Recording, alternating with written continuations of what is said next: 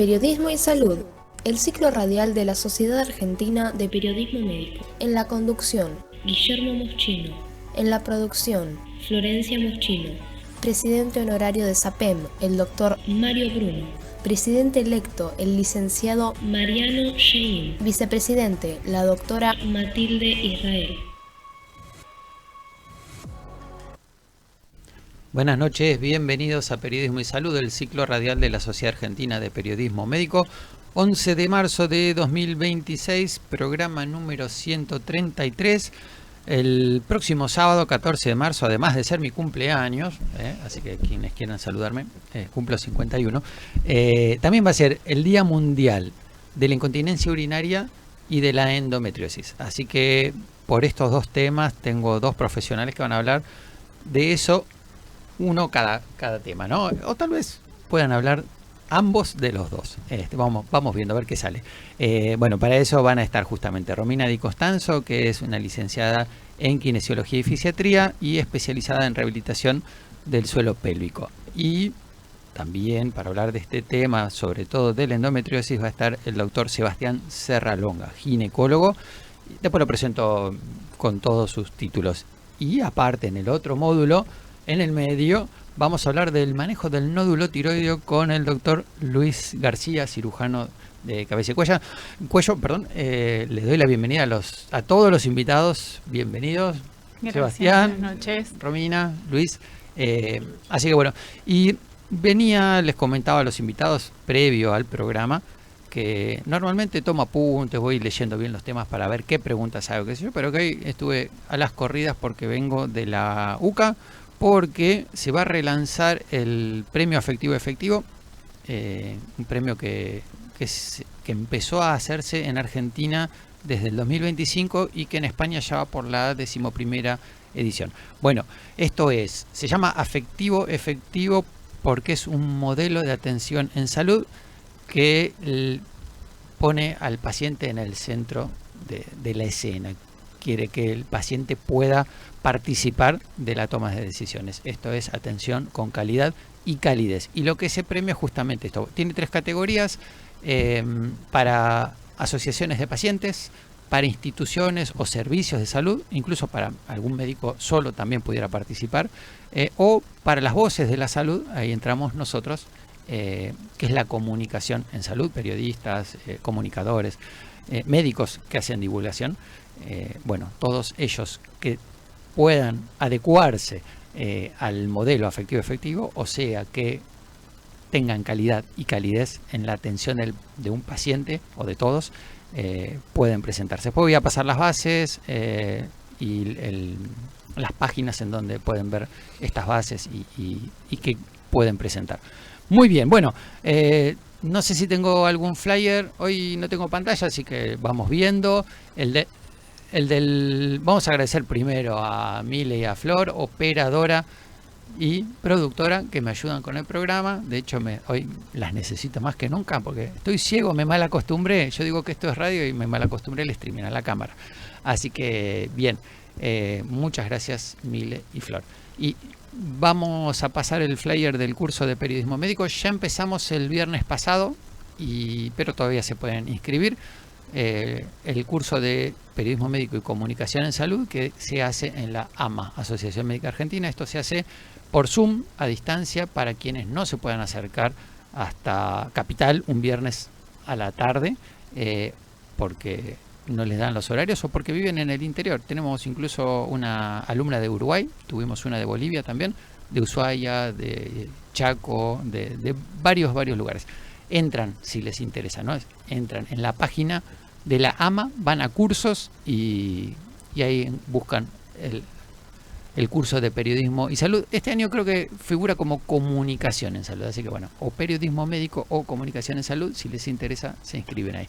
Muy bien, no sé si tengo alguna foto más, no me acuerdo, a ver, ya les dije, hoy no pude ver mucho, no, vamos directamente con el primer bloque. Romina Di Costanzo, matrícula nacional 10.061, y vamos a hablar de la incontinencia urinaria. Y bueno, ya que el sábado va a ser el Día Mundial de la Incontinencia Urinaria, charlemos de esto. Bienvenida, Romina. Gracias por la invitación. Un placer. Bueno, Romina, ¿de qué se trata la incontinencia urinaria? ¿Quiénes la tienen? ¿Cuándo es más frecuente? Bueno, la incontinencia de orina es la pérdida de orina de manera involuntaria. Uno no controla esa pérdida y puede ser una gotita, un chorro o la pérdida total de orina. Hay distintos tipos de incontinencia de orina. En líneas generales 3. Tenemos incontinencia de orina de esfuerzo. ¿Esto qué quiere decir? Cuando nosotros, por ejemplo, tosemos, estornudamos, nos reímos a carcajadas, levantamos algo pesado, aumentamos la presión adentro de nuestro abdomen. Bien. Y eso hace que, por falla de control del cierre de nuestra uretra, tengamos una pérdida, un escape. Esa es la de esfuerzo. Después existe la incontinencia de urgencia, que es cuando tenemos el deseo de querer orinar y no podemos postergarlo. Necesitamos urgentemente ir al baño, claro, ya sí enseguida, corriendo el riesgo de perder orina. Claro, se pierde. Sí. Nos pasa a todos. No, que cuando no llegamos. No, digo, alguna vez nos ha pasado. La urgencia. Nos quedamos en la urgencia y nada más. Bien. Y a veces cuando se combinan las dos incontinencias, tanto de urgencia como de esfuerzo, se llama incontinencia de orina mixta. Mixta, claro, tiene un poco de cada una. Cuando aumenta tanto la presión en el abdomen, tanto no, en realidad cuando aumenta la presión intraabdominal por encima de lo que puede contener la uretra, se pierde la orina. Se pierde. Claro, y eso es porque es muy alta la presión dentro del abdomen o porque perdió fuerza lo que contiene la orina, lo que hace que controle uno. Pueden ser múltiples factores, pero en líneas generales toda nuestra vida es hiperpresiva, es haciendo presión hacia abajo. Respirar es hiperpresivo. Es hiperpresivo, claro. Sí. Y es algo muy sencillo y que no tenemos en cuenta. Pero en líneas generales, una de las causas puede ser que el suelo pélvico, que es el que ayuda a hacer el cierre, esté debilitado. Entonces, al aumentar la presión abdominal, no hace un cierre efectivo y hay fuga. ¿Sí? Después también hay un tema de dinámicas uretrales, la uretra se mueve más de lo debido y puede haber una fuga a consecuencia de eso. Pero en líneas generales la de esfuerzo tiene que ver con una debilidad del suelo pélvico, hay una falla de cierre y al aumentar la presión abdominal se escapa. Es mucho más común de lo que parece. Es mucho más frecuente de lo que se habla. Y claro, lamentablemente se normaliza mucho. Se considera que bueno, fue una gotita, como tuve 2 partos y fueron vaginales, que pierda un poco de pis es normal. Y realmente ni una gotita es normal que se escape. Bien, bueno saberlo. Es un llamado de atención para hacer una evaluación y comenzar a hacer un tratamiento. Es más frecuente en sexo femenino. Es más frecuente en sexo femenino, pero el sexo masculino no es ajeno. Bien. Sí. Y para el caso, siempre hay que evaluarla, siempre hay que enviar una paciente, siempre hay que enviarte una paciente, aunque sea poca la pérdida de orina. Siempre. O se envía las que socialmente ven alterada su vida cotidiana. Su calidad de vida. Claro. No necesariamente tiene que estar afectada totalmente su calidad de vida. En líneas generales se puede prevenir inclusive llegar a una incontinencia, hacer una evaluación de la paciente en edad temprana inclusive y hacer un trabajo preventivo para no llegar nunca a tener una fuga de pis. Y en caso de sí padecerla, una vez que uno sintió una pérdida de una gotita, se considera que es una disfunción pasados los 6 meses que se mantiene esa fuga. Pero si recién se inicia, no es una disfunción, pero la podemos empezar a trabajar para que esto no empeore. Sí, es verdad, y no es un problema menor, como decías vos, porque yo tengo pacientes que son incontinencia de orinas importantes, que ven su calidad de vida terriblemente afectada y no pueden salir de la casa. Sí, o es un estrés fatal porque viven pensando si va a haber un baño cerca. Exacto. Empiezan a limitar su actividad de entrenamiento, las que padecen de esfuerzo, empiezan con el uso de toallitas que quizás son pequeñas al principio y después tienen que empezar a ser más grandes porque la incontinencia empeora, el miedo a los olores, la higiene constante de la zona Y esto, la calidad de vida, vincular con el entorno cercano y después empezar a limitar lo que uno va haciendo por miedos. Fíjate, un detalle que lo que son las propagandas, ¿no? Porque es como que hacen que la incontinencia sea algo que no tenga que consultar, que directamente se pongan esos pañales. Claro. O sea, y ahí es como te engaña una propaganda y capaz que te hace no consultar y ir a comprar así un pañal. Exactamente. Claro, hay que tratar de prevenirla, tratarla para no tener que llegar al pañal. Exactamente. Claro. Prevenir en primera línea. Y una vez que existe algún tipo de síntoma, apenas se pueda hacer la consulta, y evaluación y tratamiento. ¿Es frecuente, Romina, que se acompañe de prolapso? A veces sí, pero no es algo que tenga que suceder sí o sí. ¿Y tiene que ver mucho el piso pélvico, debilidad en el piso pélvico? En líneas generales sí, se debe a una debilidad. Y sin duda, bueno, hay que hacer el diagnóstico funcional, ¿no? Además de clínico, pero ¿se puede ayudar eso a mejorar? El tratamiento de primera línea, en base científica, es la rehabilitación de suelo pélvico. Sí, con la rehabilitación de suelo pélvico, porque la disfunción es muy grave, no se soluciona la problemática, a veces la solución es de índole quirúrgica, pero el tratamiento de primera línea es la rehabilitación de suelo pélvico. Hay que mandarlas a hacer gimnasia. Específica. Que no es una gimnasia común. Tiene que ir con la kinesióloga, ¿no? Exactamente. Es un entrenamiento de musculatura que no estamos acostumbrados a activar, porque son músculos profundos. Sí. En líneas generales, cuando le ocurre a la mujer, son músculos que no tenemos incorporados porque es un área que está ahí, pero no la desconocemos, porque socialmente se da así y porque nunca los entrenamos en realidad. Entonces. Y te hago una pregunta. A vos te llega la paciente ya para hacer el tratamiento kinesiológico, ¿verdad? Sí. Ahora, ¿quién recibe para hacer el diagnóstico? ¿No? ¿A quién debe de recurrir la paciente cuando tiene una incontinencia para hacer el diagnóstico? Y el especialista tendría que ser un ginecólogo o uroginecólogo, más en la mujer, y en el caso de los hombres un urólogo. Perfecto. Bien. Sí, esas son las especialidades se médicas. Me ocurre, ¿no? Siempre que uno pesquisa algo, poder, si fuera el clínico y el clínico en el interrogatorio lo pesquisa, también derivarlo, ¿no? Sí, claro. Sí. Bueno, porque nosotros siempre le hablamos a la comunidad, a la gente en general, pero también a los médicos, claro. O a los profesionales de la salud. A veces es obvio que si nosotros pesquisamos algo vamos a derivarlo a quien corresponde, pero que sepamos que existe esto, ¿no? Claro. Que hay quienes lo tratan. Y si una chica, no sé, por Quilmes, tiene una incontinencia urinaria, quiere consultar con la doctora, con la licenciada Di Constanzo, ¿dónde va? Bueno, yo estoy atendiendo en consultorio privado, en el centro de Quilmes, en la calle Paz 930, es el Centro Médico MF. Sí. También estoy en Bernal, en un consultorio llamado CEMU, que está en Avenida de la Madrid 192. Y si no, en el Centro de Rehabilitación 9 de Julio del Sanatorio Modelo. ¿Y en las redes, para que te ubiquen? Y en las redes es @lic.rominadicostanzo. Bueno, ahí en el Zócalo igual lo estamos pasando, sobre todo por si tienen consultas y después, bueno, si quieren, si la necesitan, para que vayan a verla. Por supuesto, si se puede hacer tratamiento con ejercicios, hacerlo, y si no alcanza, se va a quirófano.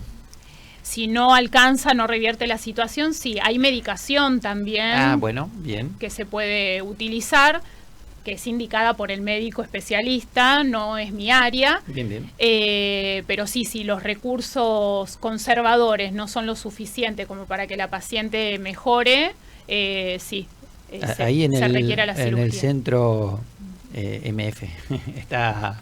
La pueden ir a ver a Paula, ¿no? También, Paula Friedman. Paula hace, ¿no? Sí, incontinencia. Bueno, hace de todo. Siendo ginecóloga también hace de todo. Bueno, y seguramente le quería preguntar, el doctor Serralonga.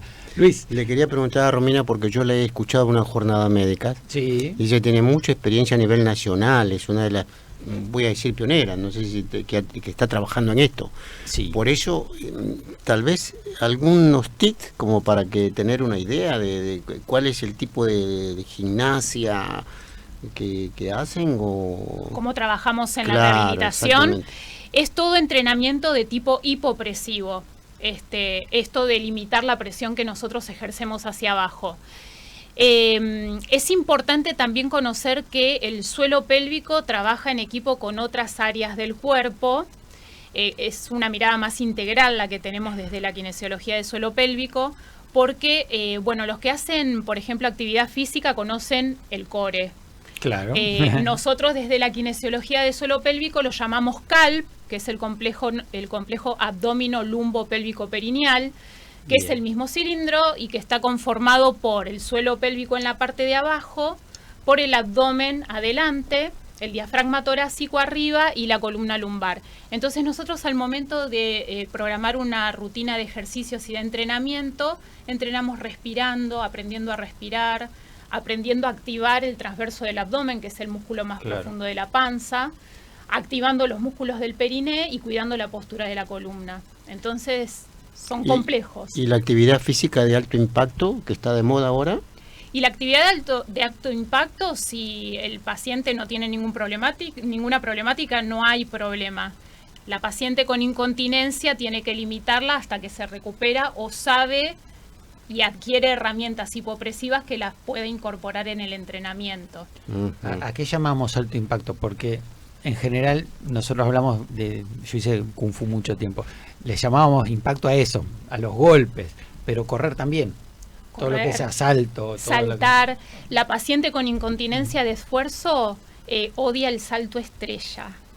El salto estrella es el ejercicio que genera la falla. ¿Qué es el que abrís los brazos? Brazos y piernas. Ah, mira, sí. Lo conocí con otro nombre.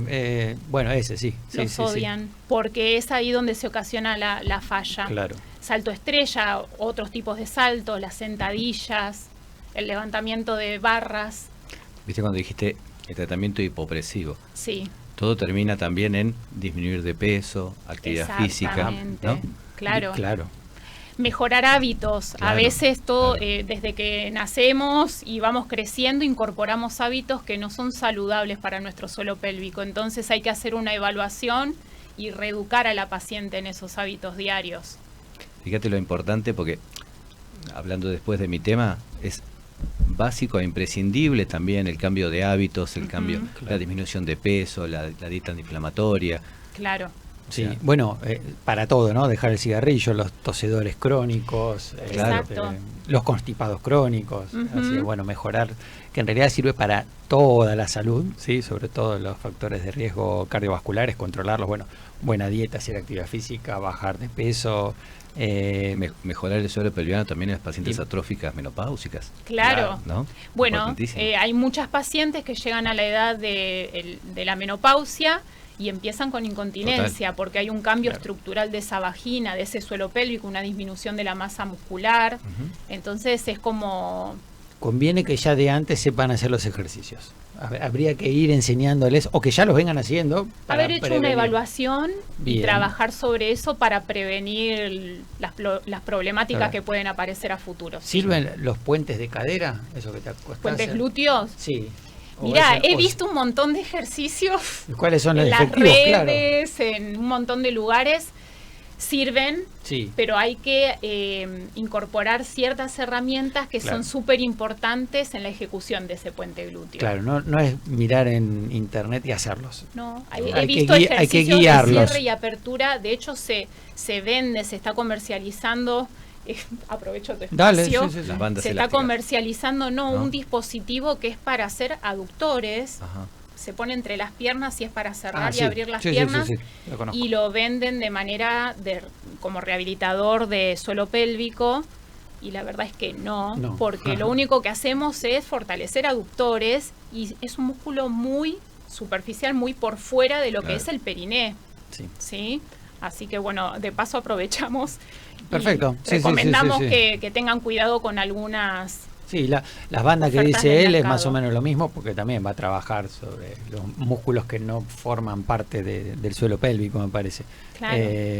Sí, alguna vez me habían pedido que hable sobre hernia, justo no es mi especialidad, y si había algún tipo de ejercicio. Y había leído, había buscado, y qué sé yo, y había unos ejercicios para explicarlos por radio, fue realmente difícil. Así que mejor, bueno, obviamente que si tienen imágenes van a poder verlo mucho más gráfico, pero mejor con un especialista. Sí, claro. Bueno, hernias inguinales, Bien. hernias umbilicales, problemáticas a nivel abdominal como diástasis abdominales, Claro. son importantes trabajarlas, tenemos incumbencia en eso, porque como decía antes, es una de las patas de la mesa y si esa parte se ve alterada, en algún momento siempre alguna de las otras va a tener alguna problemática. Muy bien. Bueno, entonces, para no llegar a quirófano, para no tener que andar pensando si hay baño o no llegar para no llegar, digo, al pañal, recurrir a tiempo, ¿no? Sí, Al claro. profesional que los guíe, que le enseñe los ejercicios. Si hace falta medicación, se le dará medicación.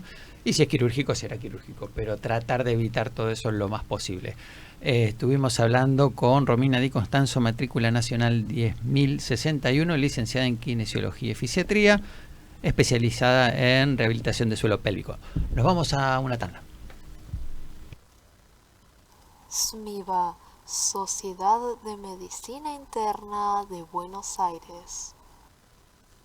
Anualmente realizamos cursos, jornadas y congresos. Estos últimos cada 2 años. Tenemos una revista que es nuestro órgano de difusión, escrito y virtual. Tenemos talleres, tenemos cursos de posgrado. Y también contarles que tenemos el curso de especialista en medicina interna, que lo realizamos junto con la Universidad Barceló. También nuestra sociedad forma parte de la SOLAMI, la Sociedad Latinoamericana de Medicina Interna, de la International Society of Internal Medicine y muchas otras participaciones que tenemos en diferentes sociedades, tanto latinoamericanas como internacionales. Bueno, a modo de apretado resumen, la idea es invitarlos a que conozcan nuestra sociedad. Estamos en las redes sociales, LinkedIn, Instagram, Facebook, para poder ampliar la mayor cantidad de información que necesiten. Y bueno, muchísimas gracias, ojalá les seamos de utilidad y los esperamos.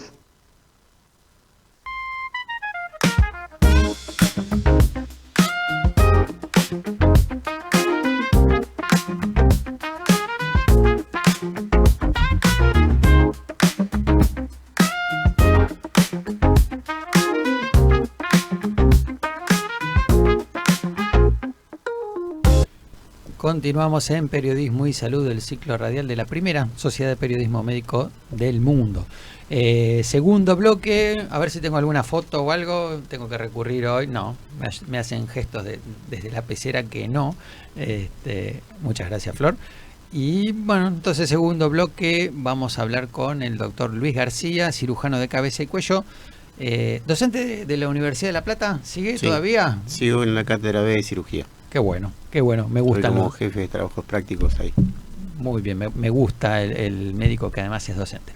Y vamos a hablar de una patología bastante frecuente que no hemos hablado en otro momento. Hemos hablado sí de la parte quirúrgica, pero no del manejo del nódulo tiroideo.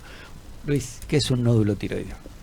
Bueno, el nódulo tiroideo es un crecimiento anormal dentro del tejido tiroideo. Bien. Es decir, todos nosotros tenemos glándula tiroides, Sí. hombres y mujeres. Sí, Generalmente cuando los pacientes van a la consulta, mayoritariamente mujeres te dicen, vengo porque tengo tiroides. Digo, Sí. Yo también tengo tiroides. Claro. Pero claro, se cree que solamente se ven afectadas las mujeres. Es verdad, de 10 pacientes, 9 son mujeres. ¿Sí? muy Pero ese varón dentro de los 10 hay que prestarle mucha atención, porque cuando aparece un nódulo tiroideo, la tendencia es a pensar, bueno, esto no pasa nada, hay que estudiarlo. Pero en el varón mayoritariamente tiene tendencia a ser maligno. Bien, o sea, es mucho más frecuente en las mujeres, pero Sí. el del varón suele tener una evolución peor. Exactamente. O en líneas generales, ¿no? Por supuesto. En líneas generales. La glándula tiroides en realidad hay que estudiarla desde dos puntos de vista. Bien. Desde su función Sí, y desde su estructura anatómica. La función tiene que ver con las hormonas. claro. Habitualmente lo manejan los endocrinólogos o los ginecólogos que hacen también Sí. estudio endocrinológico.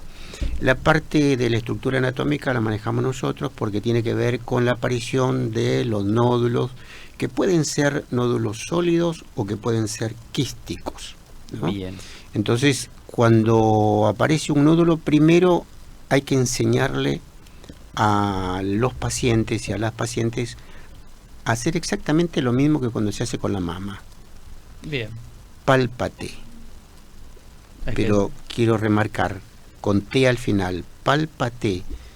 Pálpate vos, pálpate Palpate. vos, pálpate vos, Sí, sí. pero pálpate de tiroides. que, claro. ¿De acuerdo? Sí, sí, sí, sí. Entonces uno tiene que aprender a palparse la tiroides mirándose en el espejo, con una mano, con la otra mano contralateral, la mano derecha para Sí. el lóbulo izquierdo, la mano izquierda para el lóbulo derecho, y ver si aparece algo, ¿no?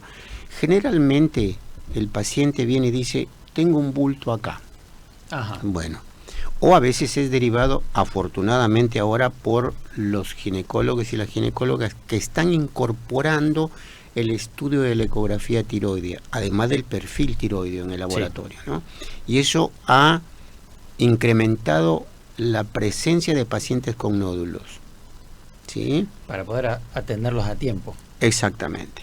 Entonces, uno lo primero que tiene que hacer es como cualquier enfermedad, el examen físico.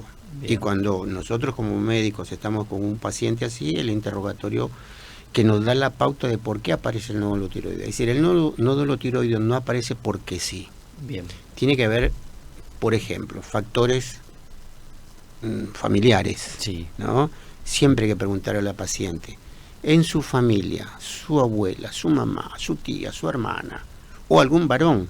Ajá. Sí, porque mi hermana toma esto, porque mi mamá ha sido operada, bueno, y ahí hay un perfil.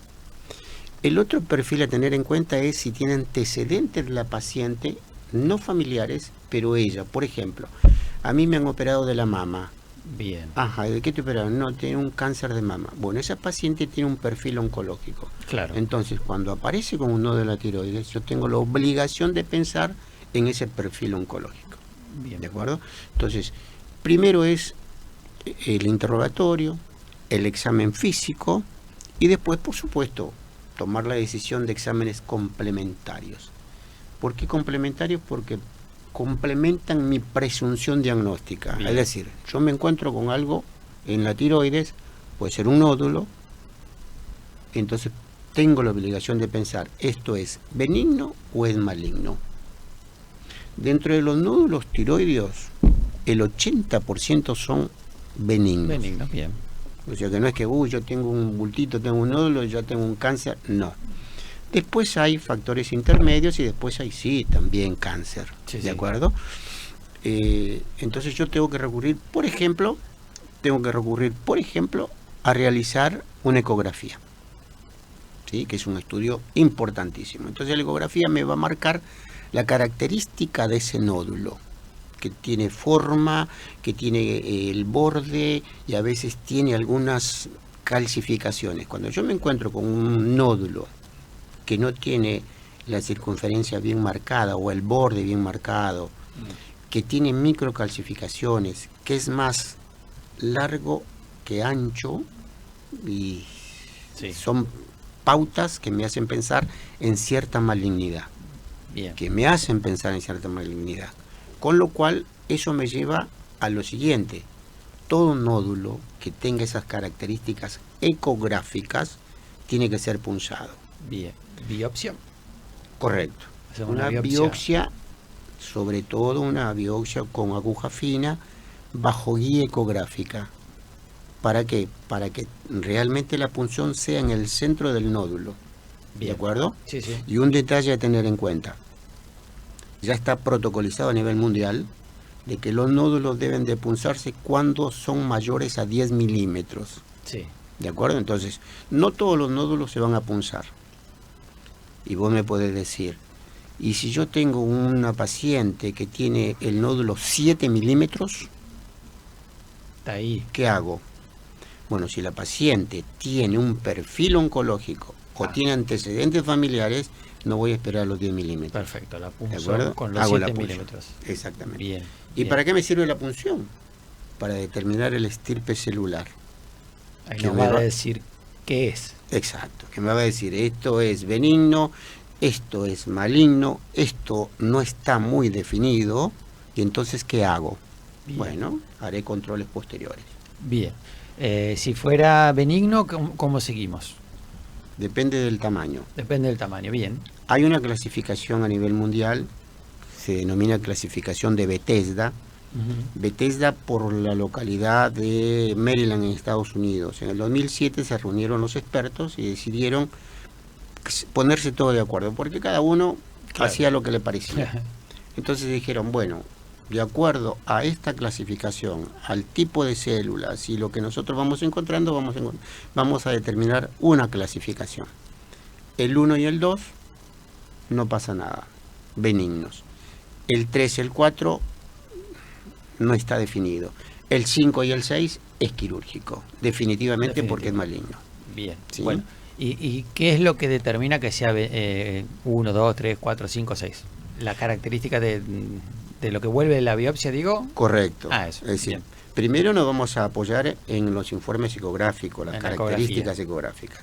¿Por qué? Porque si en una ecografía ese nódulo es quístico, bordes bien definidos, no tiene microcalcificaciones, la balanza se inclina a la benignidad. La benignidad, claro. Ahora, si tiene lo que mencioné antes, bueno, vamos Sí. a hacer la punción.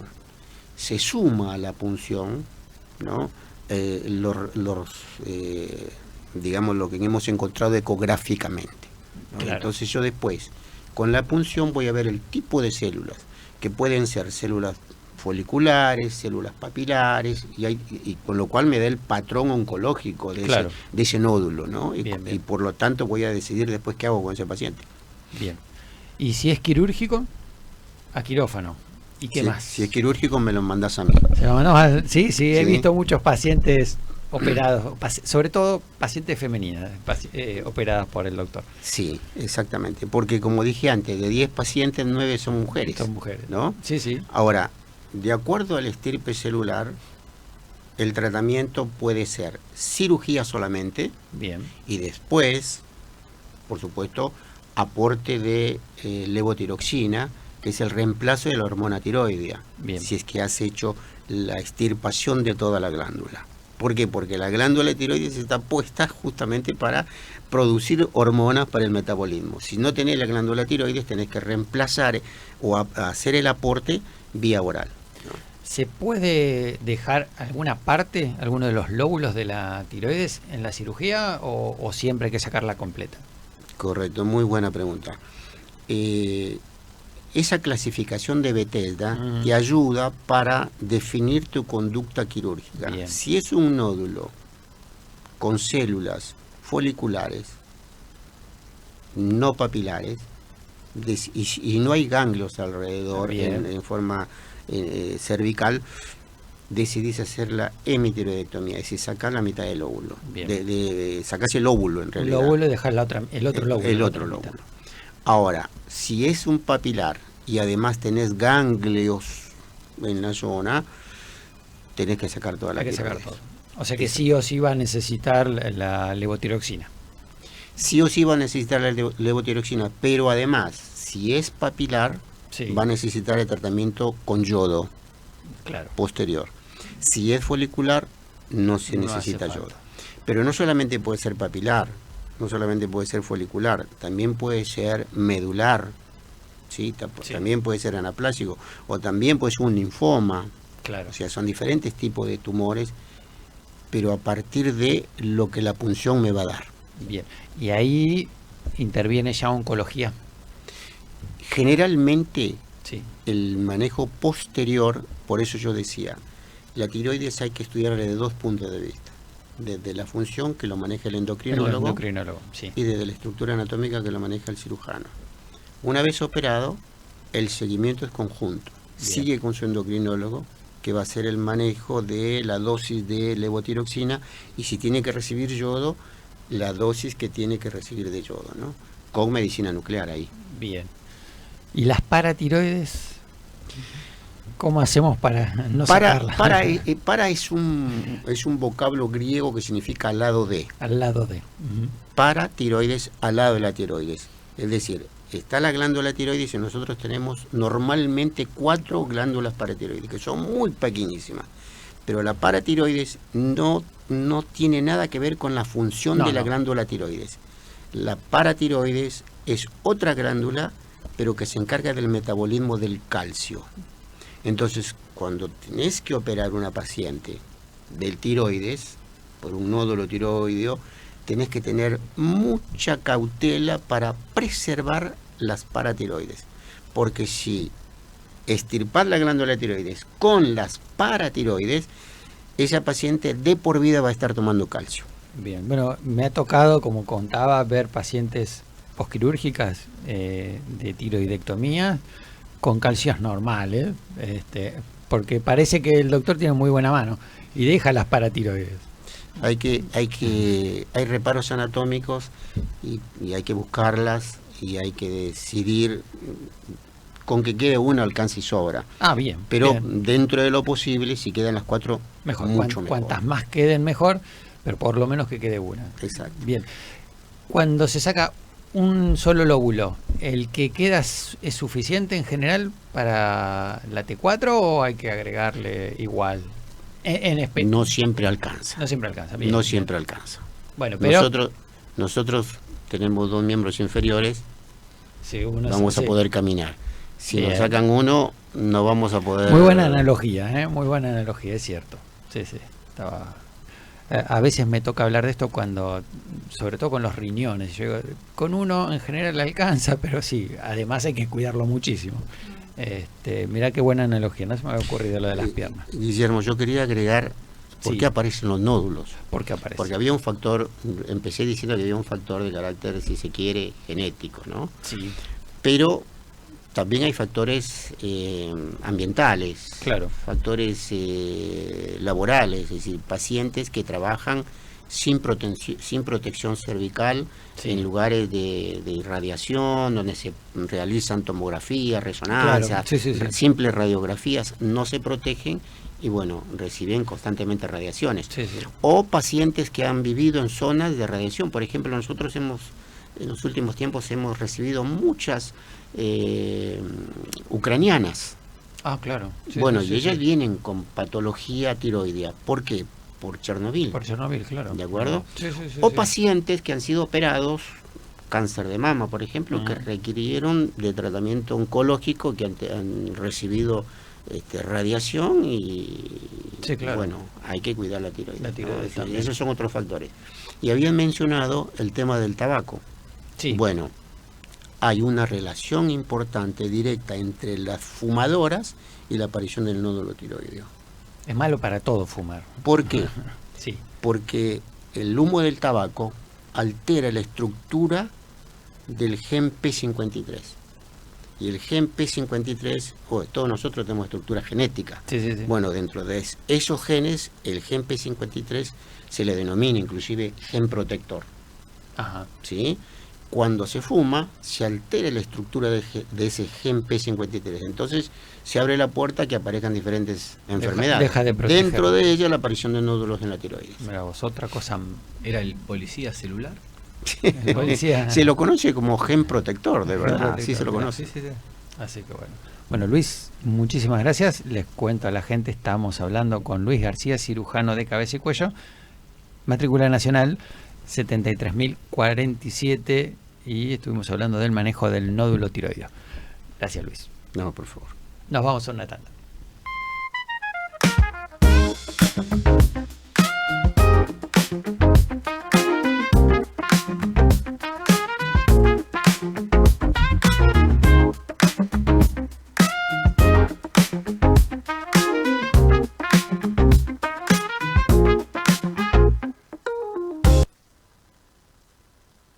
Smiva Sociedad de Medicina Interna de Buenos Aires.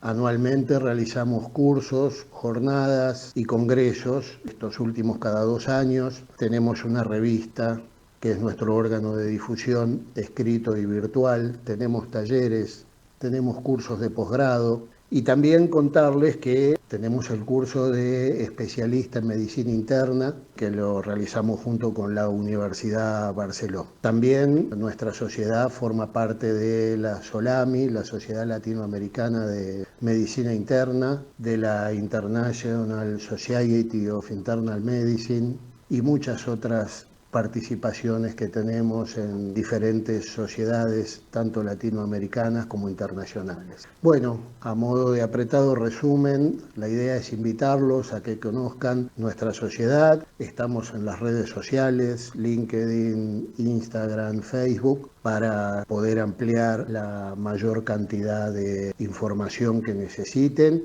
Y bueno, muchísimas gracias, ojalá les seamos de utilidad y los esperamos. Continuamos en Periodismo y Salud, bloque número 3. Vamos a estar hablando con Sebastián Serralonga, médico ginecólogo, matrícula nacional 121.747 y está especializado en endometriosis. Pero aparte, forma parte de MAFE, es miembro de MAFE, que es el Mapa Argentino Federal de Endometriosis. Y también integrante de la SAE, que es la Sociedad Argentina de Endometriosis. El 14 de marzo va a ser, este sábado próximo, el Día Internacional de la Endometriosis, o el de la concientización, ¿no?, de la endometriosis. Ya lo dije muchas veces. Sebastián, ¿qué es la endometriosis? Bueno, primeramente, gracias por el espacio. Por favor. Para poder hablar de esta patología que vos sabés que es más frecuente de lo que uno piensa y es subdiagnosticada. Ajá. Porque se infravalora el síntoma, inclusive por los médicos, por los mismos ginecólogos, claro, ¿no? El que es el dolor menstrual intenso, que muchas veces se lo cataloga como normal. Y en relación a esto que me contabas, que me preguntabas, la palabra viene de endometrio. El endometrio es la capa interna que tiene el útero, que es como una alfombra, que para que se entiende como le digo a mis pacientes, ¿no? Es una alfombra que está formada por glándulas, donde cada glándula es como un pequeño arbolito, ¿no?, que es lo que se descama con cada menstruación. Y hay que saber que el 95% de las mujeres, casi todas, tienen la menstruación que no solamente va hacia la vagina, sino que existe lo que se llama una menstruación retrógrada. O sea que casi el 100% de las pacientes cae tejido endometrial cada mes hacia el abdomen.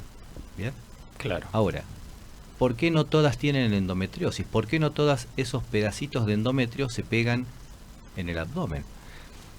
Ahí radica la importancia de las posibles causas, ¿no? Porque en realidad no hay una causa determinada, pero como hablábamos también del nódulo tiroideo, la influencia genética es importantísimo, ya que está relacionada una paciente que tiene endometriosis. En el interrogatorio seguramente surge o la abuela, o la madre, o la hija que tiene también endometriosis, y eso hace que se minimice el síntoma, porque en casa sufrimos todos. Vas a dejar de sufrir cuando tengas un embarazo. Nacimos para sufrir. Son todas frases, todas frases míticas que cuesta mucho desmitificarlas. Sos mujer, te va a doler y aguántatela. Total. Sí, bien. Entonces, es ese factor, inclusive el déficit inmunitario del sistema inmunológico, que hace que no se disuelvan o consuman o limpien esos pedacitos de endometrio que caen al abdomen, como pasa casi en el gran porcentaje de las pacientes que tienen estas menstruaciones retrógradas, que hacen que en estas pacientes que están predispuestas se peguen y comiencen a funcionar como endometrio fuera de lugar. Es un endometrio que denominamos endometrio ectópico. Bien, o sea, la capa interna del útero se fue, o una parte, ¿no?, fue al abdomen y quedó en intestino, por ejemplo. Claro. Y tiene el ciclo menstrual. Y tiene un ciclo menstrual. A ver, es como, no es que vaya a tener un sangrado importante, pero el hecho de cuando uno ve un foco endometriósico activo durante la menstruación, lo ve con un punto rojo. Y capaz que la paciente se muere de dolor. No necesariamente tiene que pensar que el abdomen está lleno de sangre para pensar en endometriosis, ¿no? El hecho es que el síntoma capital que hablábamos, como es lo que nosotros llamamos dismenorrea, ¿bien? Sí. Es el dolor menstrual. El dolor menstrual puede ser leve, una pequeña molestia, me tomo un analgésico y mejora. Eso es un dolor, una molestia menstrual. Pero lo que llamamos dolor menstrual intenso, dismenorrea, es aquel dolor que no cede con los analgésicos, que incapacita a la paciente, que hace que la vida no sea buena, que aísle a la paciente. Por ejemplo, cuando uno pregunta y dice, sí, me han ido a buscar, porque esto, perdón, ¿no? Pero afecta a toda paciente en edad fértil, desde que uno menstrua hasta la menopausia. Por lo tanto, están las niñas que, por ejemplo, las tienen que ir a buscar al colegio porque están retorcidas de dolor. Mirá. Aquella adolescente que las amigas le dicen, ¿cómo que te duele? ¿Cómo no vas a salir con nosotras porque te duele? Tengo una anécdota de una paciente que me contaba que durante la Navidad, ella siempre recuerda que en las Navidades retorcida arriba en la habitación mientras que los familiares festejaban Navidad. Cada historia te hace ver lo que sufre la paciente. Sí. Bien, y eso es el síntoma principal que tenemos que tener en cuenta. Obviamente que el dolor menstrual, el dolor crónico, que también cuando se cronifica la endometriosis se produce entre las menstruaciones, hay otras causas, ¿no? Claro. Pero es lo que nos tiene que llamar la atención, no solamente al ginecólogo, no solamente al que hace endometriosis, sino al clínico, al cirujano, de derivar a esa paciente para ser estudiada y no minimizarlo. Bien. Eso, bueno, como síntoma principal, pero yo siempre digo que la endometriosis es la gran simuladora. A ver. Porque vos hablaste de cuando caía el intestino, Sí. ¿no? Una paciente puede tener que el foco de endometrio cae a la pared del intestino y obstruye el intestino. Claro. Entonces la paciente tiene un bloqueo Sí, que una hace oclusión, que o hace que sea suboclusión. recibido por el cirujano general. Claro. Un foco que está en el diafragma, ¿bien? Como me pasó una vez a una paciente. Lejos ya, aparte. ¿Vieron? Sí, sí. Está en el abdomen, estamos en el abdomen. Sí, sí, sí. Bueno, en la cara inferior del diafragma. La paciente venía por dolor crónico en el hombro, ¿bien? Bien, sí. Como cuando hay un infarto de cara diafragmática, con dolor en el hombro. Sí. Sí, un dolor referido, pero desde el diafragma. Mirá. Total. Sí, sí, sí. Mire, otra paciente que venía con 26 años, 14 neumotórax. Tenía la Neumotórax, paciente wow. neumotórax. Y vos decís, ¿cómo? Todos eran durante la menstruación. Porque hay teorías que tratan de explicar por qué un foco de endometrio está en otro lado que no sea el abdomen, Claro. ¿no? O sea ¿Y en ese caso estaba fuera del abdomen? Sí, en la pleura. Estaba en la pleura. El neumotórax es cuando hay aire por fuera del pulmón y comprime el pulmón. Claro. Los pulmones están recubiertos por unas membranas que se llaman pleuras. Bueno, justo ahí fue el endometrio. A ver, Mirá vos. en el iris del ojo, en la nariz. ¿No vieron el capítulo del Dr. House que había en el cerebro? No lo vi. Sí. Pero, O sea que es mira. una enfermedad ¿y ahí compleja. qué llega? ¿Por sangre? Por linfa, Por linfa. A ver, por el tejido, hay vasos sanguíneos Sí, y sí. vasos linfáticos que obviamente drenan el exceso de linfa del cuerpo y pueden llevar Wow. a otros lugares del cuerpo estos focos de endometrio. Es menos frecuente, obviamente, Claro. pero en el mismo abdomen te bloquea un uréter, que son los tubos que comunican el riñón con la vejiga, y te producen un problema renal. Por eso es que el tratamiento deben conocer a la endometriosis todos los que hacemos salud, ¿bien? Porque nos puede llegar en cualquier momento. Nosotros muchas veces cuando tenemos un abdomen agudo que no sabemos la causa, los metemos también a los ginecólogos para evaluar esto también, ¿no? Buscamos otros focos primeros en general, pero también la endometriosis. ¿Y cómo la estudiamos? En principio, a ver, uno dice, ¿cómo yo tengo el diagnóstico de certeza? ¿No? Bien. Lo tengo si yo opero a la paciente, por ejemplo, me introduzco por una endoscopía a través del ombligo, veo un foco de endometrio pegado en cualquier parte del abdomen, tomo una biopsia, una muestra, lo miro al microscopio y digo, es endometrio y estaba pegado a la vejiga. Bien. Ese es el diagnóstico de certeza, que antes era mucho más requerido. ¿Bien? Sí. Actualmente, como uno sabe que cada cirugía daña el ovario, cada cirugía genera adherencias y puede ser peor el remedio que la enfermedad, el diagnóstico es más clínico. Bien. Por eso es que la evaluación de los síntomas, el examen físico, los métodos complementarios que nos puedan hacer llegar a encontrar detalles de adherencias, nódulos en el tabique entre la vejiga y el útero, entre el recto y la vagina, son detalles importantes para llegar a un diagnóstico clínico. Y ya estamos autorizados a tratar a la paciente con un diagnóstico clínico. Bien. Bien. Una pregunta. Dime. ¿Es más frecuente en pacientes que tienen hipermenorrea o es indistinto? No, es indistinto, porque en realidad vos podés tener hipermenorrea es cuando hay un aumento en el volumen de sangre a nivel menstrual, ¿no? Sí. Vos podés tener una hipermenorrea con sangrado retrógrado, ¿no? Menstruación retrógrada a través de las trompas, pero si no tenés los factores de riesgo que lo predisponen, no tenés endometriosis. Por eso es que dijimos hoy que casi el 100% de las pacientes tienen menstruación retrógrada. Es más, si a 100 mujeres que están menstruando en este momento yo les hago una ecografía, veo sangre en el abdomen. Y de todas esas, un pequeño porcentaje tiene endometriosis. ¿Y por qué uno sí? Porque ese pequeño porcentaje tiene. Porque está la porque causa... uno de la mayoría no, digamos. Claro. Es buena la pregunta, obviamente. Si yo tengo esas mujeres que tienen endometriosis y busco determinados genes, no uno, sino varios genes, porque es una enfermedad poligénica, busco determinados genes, están mutados. O sea que es una enfermedad que está predispuesta genéticamente y que también hay una declinación del sistema inmunológico que hace que esos fragmentos no son limpiados por el sistema como habitualmente lo hacen, ¿no? Y un detalle importante que también da la relevancia y la importancia de la endometriosis, saben que 190 millones de mujeres en edad reproductiva tienen endometriosis, un 10% de las niñas y mujeres. En la Argentina, 1 millón de mujeres en edad reproductiva, muchísimo. Niñas y mujeres. O sea que es una enfermedad que, no digo poco conocido porque la sociedad se ha encargado de divulgarla muchísimo y visibilizarla, pero que todavía falta. Todavía falta, hay que darla a conocer. ¿Es una enfermedad que genera infertilidad? Total.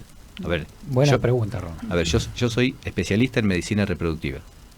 Si yo tuviese 100 parejas fuera de mi consultorio que me vienen a ver porque no pueden quedar embarazadas, y no les hago una pregunta ninguna, sino que hago pasar a la mujer e hipotéticamente le hago una laparoscopía, o sea, me introduzco en su abdomen y veo si tienen endometriosis. 50 pacientes lo tienen. Bien, la mitad tienen endometriosis. 50 pacientes, o sea, es altísimo. Por lo tanto, aquella paciente que viene a mi consultorio por infertilidad o esterilidad, hay que pensar en endometriosis. Bien. No necesariamente esas 50 estuvieron con dolor abdominal. Exacto. El dolor no es sine qua non. Tampoco es patognomónico. No es que solamente la endometriosis produce el dolor menstrual intenso. Pero cuando hay dolor menstrual intenso, pensá en endometriosis. Tratá de buscarla. Como el diagnóstico es clínico, tratala. No dejes sufrir a esa mujer. No minimices su dolor. No. ¿Bien? ¿Endometriosis sin dolor? No. Sí. Bien. A veces. Mira, por ejemplo, una paciente que vos le interrogás bien, buscas si tiene algún síntoma relacionado con endometriosis. Capaz que para descartar lo que es una esterilidad sin causa aparente, cuando no encontrás una causa, ¿no? Que es el 10% de los casos de esterilidad. Decís, a ver, le hago una laparoscopía exploradora, ¿no? Que ahora está más en desuso eso, pero antes se hacía mucho. Decís, un gran porcentaje tenían endometriosis y no tenían síntomas. O sea que, como dije hoy, no es sine qua non, no es que sí o sí la endometriosis tiene el dolor. ¿Y qué otro estudio complementario haces como para determinar el diagnóstico? Principalmente de menor a mayor, ¿no? Como hablaba mi compañero en cuanto al nódulo tiroideo, ¿no? Como hablaba Luis. Primero, lo más económico y que la paciente pueda acceder, que es una ecografía. Pero la ecografía actualmente la solicitamos con ciertas técnicas, que no todos la hacen, que son las técnicas de deslizamiento, en la que el ecografista ejerce ciertos movimientos que nos permite ver, por ejemplo, si los ovarios están adheridos entre sí, si la cara del recto está adherido a la vagina, si hay un nódulo en esa zona que justificaría el dolor con las relaciones sexuales, otro síntoma importante que hay que categorizar, y nosotros que somos los sexólogos como vos y nosotros tenemos la patria potestad para preguntar esas cosas, ¿no? Sí, claro. Pero el dolor con las relaciones en diferentes posiciones, o sea, no hay que vivir con dolor, no hay que acostumbrarse al dolor. Perfecto. No es normal. No es normal, eso mismo, no es normal. normal. Te pregunto, Santiago, en tu experiencia haciendo exploración laparoscópica, donde vas a buscar, porque tenés la presunción diagnóstica de endometriosis, Sí. vas a buscar el foco, ¿has visto la característica del epiplón? Digo, ¿por qué? Es decir, estoy pensando que esto es una menstruación interna y generalmente es sangre dentro de la cavidad abdominal. ¿Qué es lo que hace el epiplón? Habitualmente va y el Lo epiplón bloquea. actúa como bloqueante. esponja y lo absorbe. Sí. ¿De acuerdo? ¿No pasa eso con todas? Lo que sucede ¿O que pasa... claro. Lo que sucede acá es que el foco, cuando cae, vamos a decir, se pega. Y yo, como para explicarle a las pacientes, como que saca una raíz y toma contacto con los vasos sanguíneos, ¿no? Y se rodea de lo que se llaman una neovascularización, se rodea de la formación de nervios. Es como una mini industria, ese es el foco endometriósico. Y después ese foco se muere, porque se gasta, pero al mismo tiempo se va penetrando hacia el interior, hacia la profundidad del tejido. Ese foco es el que después genera adherencias, y son esas adherencias las que hace que esa paciente, que cuando era un adolescente tenía dolores solamente durante la menstruación, comienza a tener entre las menstruaciones. Y el dolor crónico entre las menstruaciones es un mal pronóstico. Me hace pensar que esa endometriosis está avanzando y que es de más difícil resolución y menor respuesta a los fármacos que podemos utilizar. Bien, hablando de eso, del tratamiento, como, bueno, ¿algún estudio más? La resonancia magnética nuclear. Cuando uno quiere tener más datos, bien, inclusive de cuando principalmente va a exponerla a la paciente a una cirugía porque no tiene una respuesta al tratamiento médico, la resonancia magnética nuclear con determinados con geles endovaginales nos permite y que de alta resolución nos permite una visualización de esos focos cuando son más grandes, cuando son grandes y es un punto no se ve, y de las posibles complicaciones a nivel intestinal, a nivel vesical. Claro. Bien. Bueno, nos quedan 2 minutitos, vamos al tratamiento. Bien. ¿Qué le hacemos a esas pacientes con endometriosis? Bien. En principio, el tratamiento debe ser de todos. Bien. Bien. Porque el kinesiólogo, bien, es sumamente importante, un pilar importantísimo para poder recuperar ese tono muscular, esas características que hacen que se perdieron con el dolor. Bien. El tratamiento médico me refiero a farmacológico, en la que nosotros tenemos que dormir a la endometriosis. Dormirla, pero no se cura la endometriosis.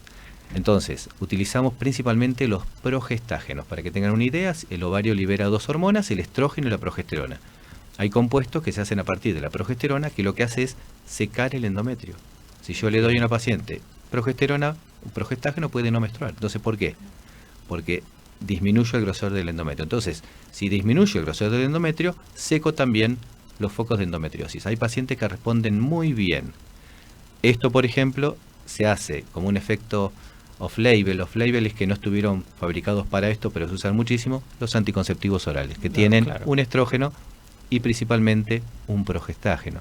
Entonces, los fármacos hormonales es un tratamiento. Hay otros en las que se corta la comunicación entre el cerebro y el ovario. Bien. Entonces hago que el ovario no funcione y eso hace secar los focos de endometrio, pero no pueden ser utilizados por más de 6 meses por la generación posible de osteoporosis. Claro. Ahora hay fármacos que se están utilizando, pero bueno, los agonistas del GnRH, los antagonistas, otros. ¿Y cirugía? y ahí está la cuestión. Siempre, antes Sí. se operaba todo, chicos. Antes operaba todo. Les soy franco, todo. No, bueno, sí. Pero nos fuimos dando cuenta de que, entre comillas, muchas veces el daño que se producía posterior. Porque si operábamos un quiste en el ovario y lo sacábamos, disminuimos la reserva ovárica. Entonces, la cirugía se deja relegada a los casos en que no responde al tratamiento médico, ¿bien? O que hay, por ejemplo, en la resonancia, un síntoma que nos hace pensar, por ejemplo, en una obstrucción intestinal o en una obstrucción ureteral, ¿bien? Que hace que haya problemas renales. Muy bien. Bueno, son las 10 de la noche. Para que esto no tenga que llegar a quirófano hay que consultar a tiempo, tanto con el cirujano, con la kinesióloga, con el ginecólogo y con cada médico especialista. Muchas gracias a los tres invitados. Gracias. A los invitados los convoco el miércoles que viene a las 21 horas para hacer Periodismo y Salud. Buenas noches.